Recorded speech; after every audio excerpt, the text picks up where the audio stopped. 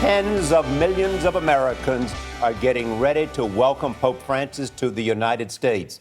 The Pope is spending the morning in Santiago, Cuba. He will celebrate Mass before he flies to Washington this afternoon. It is the first stop of the Pope's three-city tour on his first ever visit to the U.S. Francis goes to New York City on Thursday, then to Philadelphia on Saturday.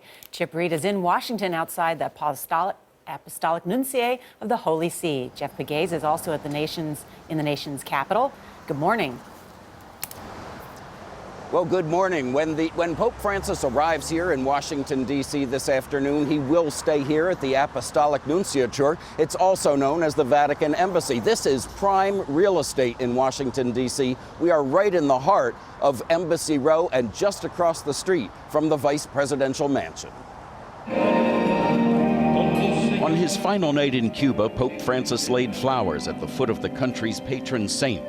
The 78-year-old pontiff will be in the U.S. for 6 days, the first papal visit in more than 7 years. On Wednesday morning, President Obama will welcome him to the White House, along with a crowd of 15,000 gathered for a welcome ceremony on the South Lawn.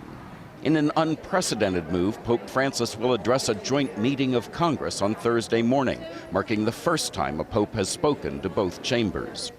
Both events in Washington, D.C. are prompting protests. One Arizona Republican congressman says he's boycotting the Pope's speech because of his views on climate change. And the guest list for the meeting at the White House, which includes a transgender advocate, an activist nun, and the first gay Episcopal bishop, is firing up President Obama's critics. I'm not sure that President Obama needs to school and lecture Pope Francis on Catholic doctrine and why he's wrong. Thursday afternoon, Francis's arrival in New York comes as 170 world leaders, including President Obama, are in town for the United Nations General Assembly, creating a massive challenge for security officials.